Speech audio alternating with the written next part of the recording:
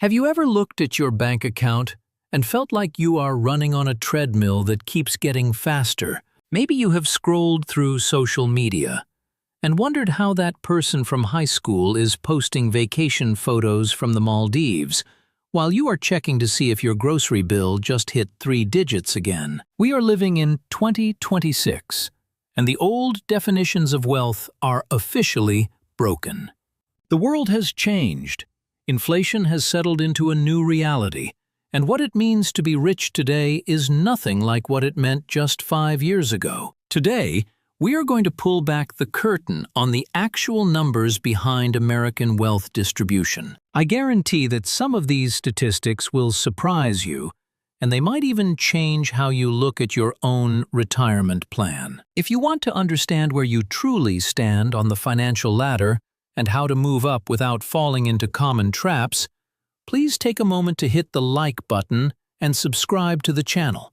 Your support allows us to keep bringing you these deep dive analyses, and we would love to hear your thoughts in the comments section about what wealth means to you in today's economy. Let us start with a reality check that might blow your mind right off the bat. When most people imagine being rich, they think of private jets, multiple mansions, and enough money to buy a small country. But the reality is that being in the top 10% of Americans requires far less than most people think. Yet, it feels harder to achieve than ever before. You might be closer than you realize, or you might discover that what you thought was wealthy is actually just the starting line. Before we dive into the specific numbers, we need to address the two different versions of being rich. There is the version you see on a screen, involving high-end luxury cars and expensive designer clothes. And then there is the version that actually matters, which is the freedom to never worry about a paycheck again.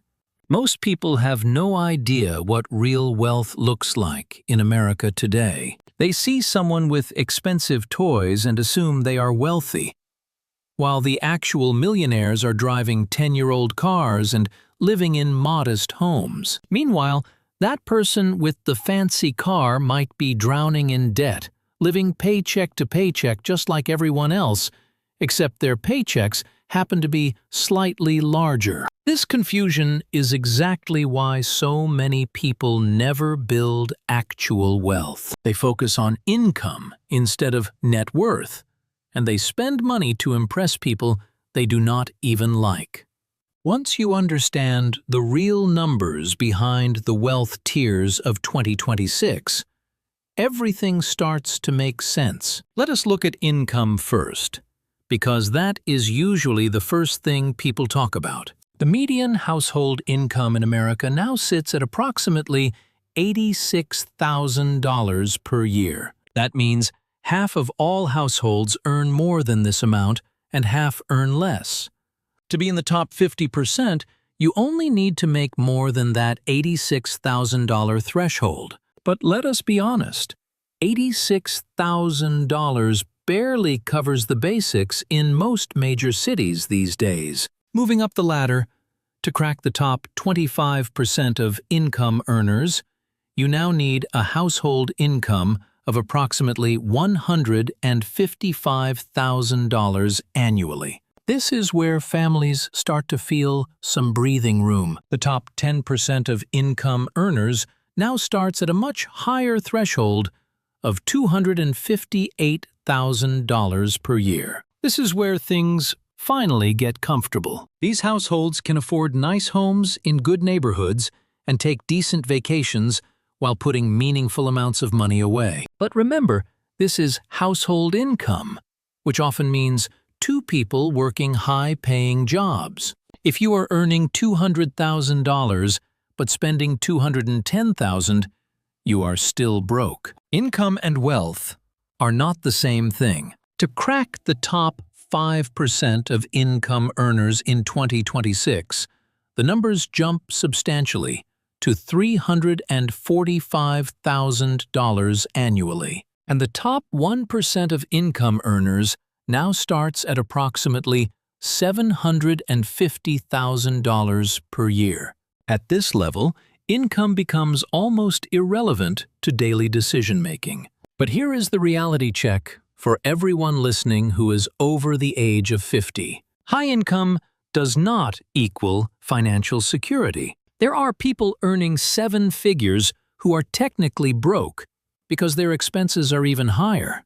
There are also people earning modest incomes who have built massive wealth through consistent saving and smart investing. This is why net worth tells a much more accurate story about who is actually rich. Net worth is simply what you own minus what you owe. The median net worth for American households has risen to about $200,000. But for households under the age of 35, that median net worth is still below $40,000. This is why understanding these tiers is critical for your future. To reach the top 50% by net worth, you need more than that $200,000 median. The top 25% of households by net worth now starts at approximately $700,000. This is where families start to have real financial security. They likely own their homes and have substantial retirement savings. Breaking into the top 10% now requires a net worth of approximately $1.9 million. Now we are talking about serious wealth. These households usually have multiple investment accounts and assets that work for them. The top 5% of households by net worth have at least $3.8 million. This is a massive jump from the top 10% tier. And to join the top 1% club in 2026, you now need a net worth of at least $11.6 million. The gap between the top 10% and the top 1% is now nearly $10 million. That is not just a step up, it is a completely different stratosphere of life. But here is what makes these numbers fascinating. The gap between each tier is not a straight line. The jump from middle class to upper middle class is significant, but the jump from upper middle class to truly wealthy is massive. Most people fail to reach the next level because they use the wrong strategies. They think that moving from one tier to the next is just about earning a little more money. But each jump requires a fundamentally different mindset and approach to how you think about money. Let us talk about what life actually looks like at these levels. When you are in the bottom 50%, you are essentially in financial survival mode. One unexpected car repair or medical bill can feel like a total disaster. Moving into the top 50% feels like finally being able to breathe. You have some emergency savings, but you are still very much dependent on your next paycheck. The top 25% is where financial stress starts to fade into the background. You own a home, and you are actually building wealth instead of just treading water. But the real magic happens at the top 10% level. The jump from the top 25% to the top 10% is not just about having more money.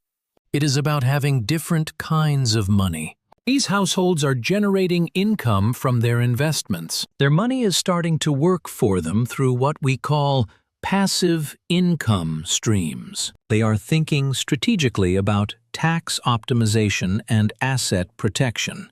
The top 5% takes this concept even further. These households have built enough wealth that their investments generate enough income to sustain their lifestyle. They might still work because they want to, but they no longer have to work to survive.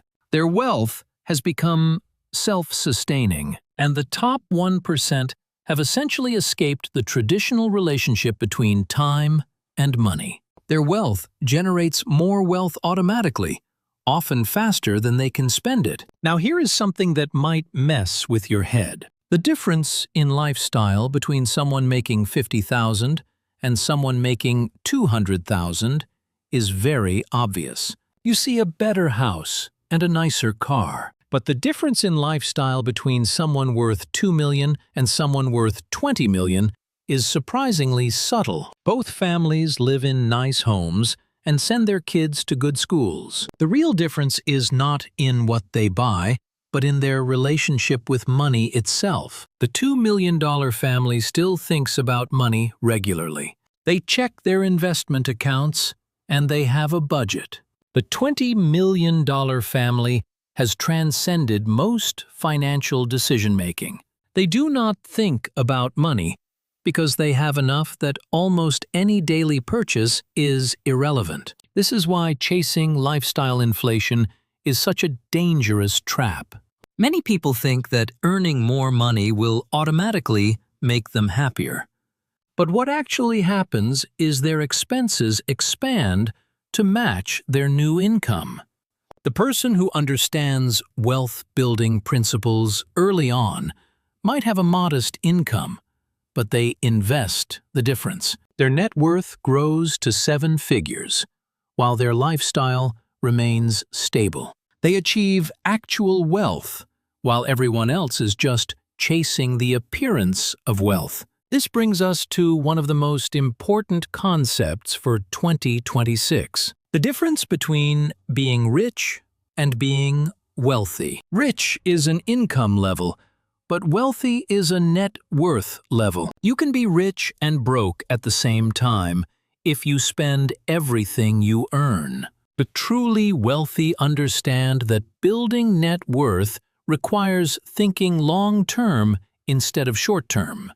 It requires prioritizing assets that go up in value over liabilities that lose value. Most importantly, it requires the discipline to live below your means, even when your means are substantial. The path to each tier is about making different financial decisions. The families in the top 10% are not just earning more.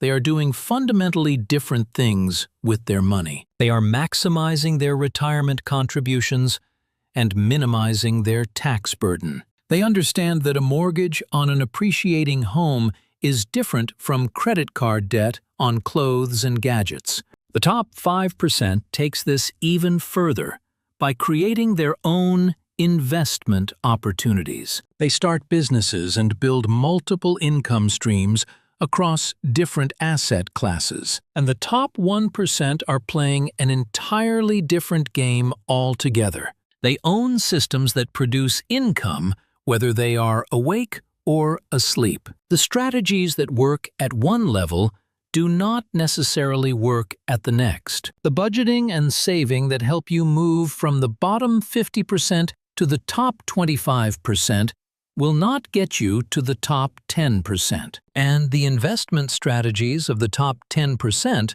might not be appropriate for someone just starting out. This is why so much financial advice seems contradictory. Understanding where you stand today and what the next tier requires is the only way to make progress. If you are in the bottom 50%, your focus should be on building an emergency fund and killing high-interest debt. If you are in the top 25%, you should be maximizing your tax-advantaged accounts and exploring real estate. If you are in the top 10%, you should be thinking about tax efficiency and alternative investments. Most people get stuck because they use strategies designed for their current level instead of their target level. It is like trying to climb a mountain, using the same techniques you would use for a flat trail. You will eventually plateau and wonder why you are not moving higher.